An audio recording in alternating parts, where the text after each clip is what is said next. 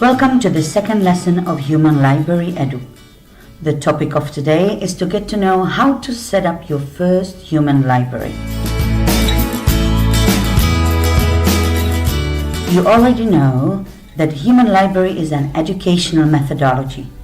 We understand education as a way of gaining new knowledge, skills, and competencies. There are different attitudes towards education. The first one you know the best. It is called formal, and you participated in it at school.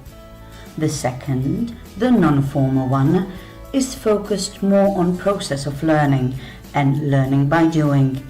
And the third one, informal, is rather about learning by meeting people. The human library is based on non-formal and informal education. During the event, you are not supposed to expect concrete results in a form of stems or definitions, but you should expect changes in attitude and openness of your readers to go deeper into the topic of stereotypes and discrimination.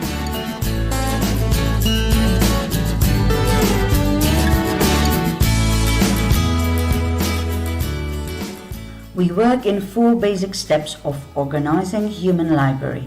During the first step, we work on basic needs analysis. In the second step, we create a clear plan of how to reach the aim and preparation. The third step is about implementation, and the last one is defined as evaluation. To make one day-long event, you will probably need 3 months to organize it. The longest part is taken for the analysis and preparation, especially preparation of the books. The quality of those steps strongly influences the quality of the event.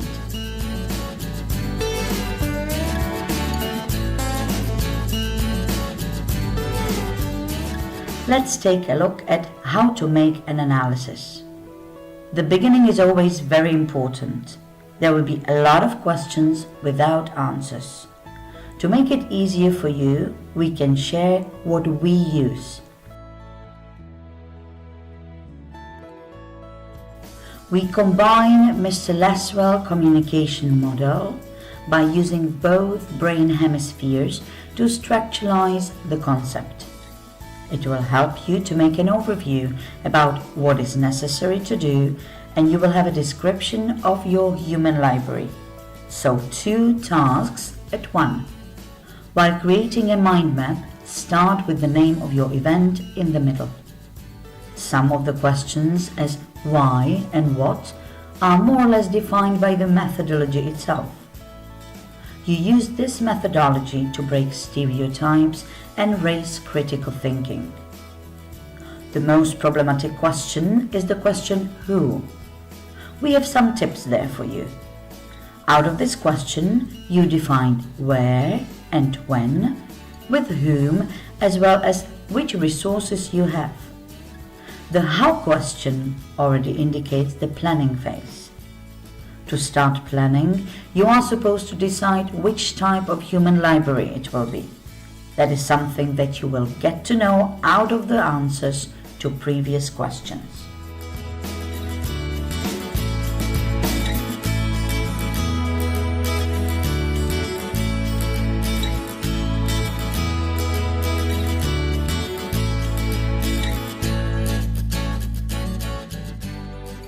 From the beginning, you should have a clear image of how many people you should have to make the human library happen. To show you how to count it, just imagine you are planning the human library for 150 people as a closed event from 9 a.m. till 1 p.m. For that, you need to have 8 to 12 people in your team. So now you know how many people are invited to your team. Now, you should know how many books you need. Again, you plan to have 150 readings, maximum 2 people reading 1 book at one time, and the event is for 5 hours.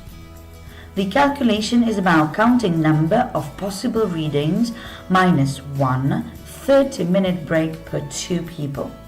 So if there's one book, you can have 19 readings. To have 150 as you wished, you need at least 9 books. You have a mind map. To have a double check of logical frame, you should write it down on a maximum of A4 paper. That will serve as well as your base for next steps and will help you to realize potential gaps in your setting. This is as well a document for your partners, books, librarians, and other participants. At the beginning of planning, you should take your A4 paper and write down all the tasks you needed to be done before, during, and after the event. To each task, you should add a deadline and let your colleagues write down the responsibility for each task. As we know, it is not easy to prepare a plan. Therefore, we made a concrete task list called to-do cards for you. Just check how to use them. It can work very well if you work on daily basis. You have a wall. It can be an online wall on Trello with 3 sections: to do, in progress, and done. During planning, you have all cards in to-do section. Let people sign the card which they want. Good thing is that you write a deadline on the card. When people start working on a task, they move the card to in progress. When it's done, you have an overview about what is still missing. The cards are created up to our experience. You can add anything or change something.